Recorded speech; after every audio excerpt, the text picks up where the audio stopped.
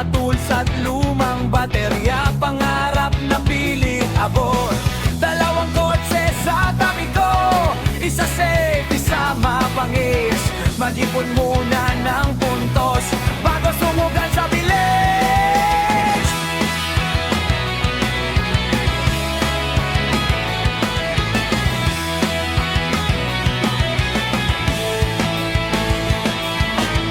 Anim na rounds ang pinagandaan, bawat galaw kalkulado. Kalma muna sa umpisa, saka bibira sa dulo. Round 1 maayos, round 2 kontrolado. Mukha lahat tamang direksyon, pero may boses na may mumulong. Subukan mo nang sagarin.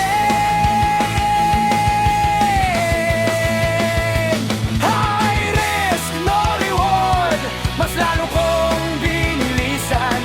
Akala ko kaya kong lampasan lahat ng babala.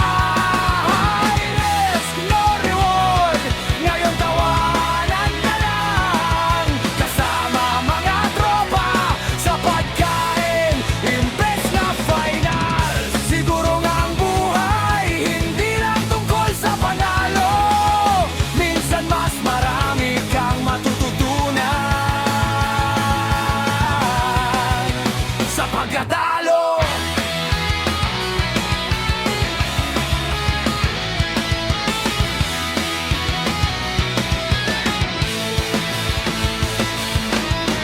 Third run, naging adjustment.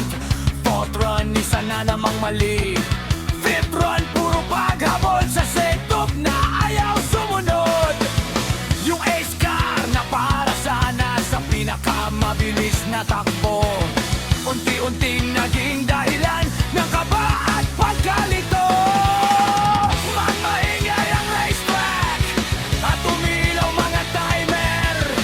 May tanong sa isip ko, dapat safe car na lang kaya? Dumating ang final round, huling chance para humabol, pero lumampas ang turn ko dahil sa kwentuhan sa gilid. May sumigaw, pre, tar mo na, pero ngumiti lang ako.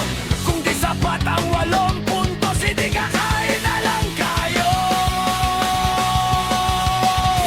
High risk, no reward, mas lalo kong binilisan. Akala ko kaya kong lampasan lahat ng babala. High risk, no reward, ngayon tawanan na lang.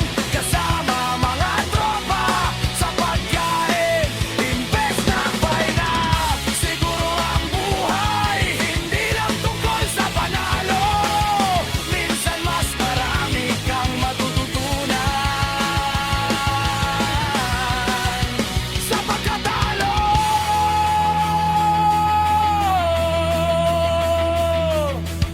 Labing isang puntos pala ang huling pasok sa cutoff. Top 75 lang ang tuloy, pero wala pangalan ko doon. Kaya naglakad na lang kami sa ilalim ng ilaw ng gabi. Hindi na masakit matalo kapag may kasamang tropa pa rin.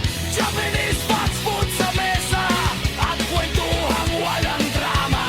Minsan pala kahit talo ka, hindi ibig sabihin tapos na. High risk, no reward, pero bukas may panibago na track na muling tatahakin at bagong laban. High risk, no reward, minsan ang pagkabigo siya rin nagpapaalala kung bakit ka lumalaban. At kung minsan bumaliktad ang lahat ng plano mo, huwag mong kalimutan na hindi tatapos dahil natalo. Dahil minsan ang pinakamalaking risk